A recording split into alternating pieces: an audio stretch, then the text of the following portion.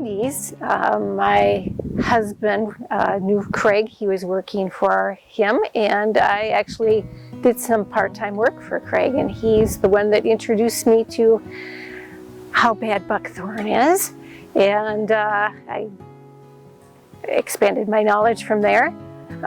Craig has worked on different projects for the city of Maplewood for at least 20-25 years, and has probably worked in every one of our preserves and a couple parks on top of that.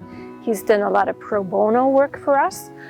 He really cares about the resource, and that's his major focus, is getting the buckthorn out and getting the prescribed burns in, and he's done a great job for us. He's very conscientious. I know a lot of contractors, when they cut buckthorn, they'll just cut, and then come back later and treat it with the herbicide. And Craig is the one contractor I know that treats it immediately after he cuts it, so it's less likely to resprout. He's done removals at our Vista Hills Park, which was almost all buckthorn, with little ponds hidden down in the middle that you couldn't even see, and it's a great place to listen to frogs.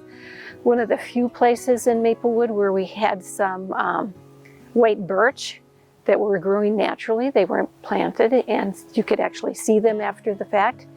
He also did Hillside Park, which is a park close to where I live, so I really appreciated that. And he went through that a couple times.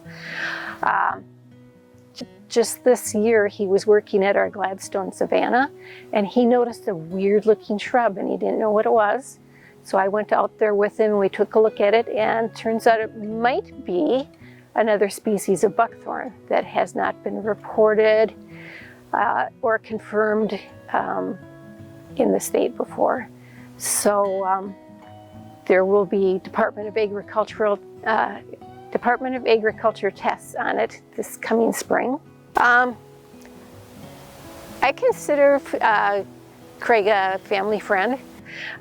He's a good guy. He really cares about the resource, and works hard to do what he can to help. And I'm sure that even though he's retiring, he will continue on.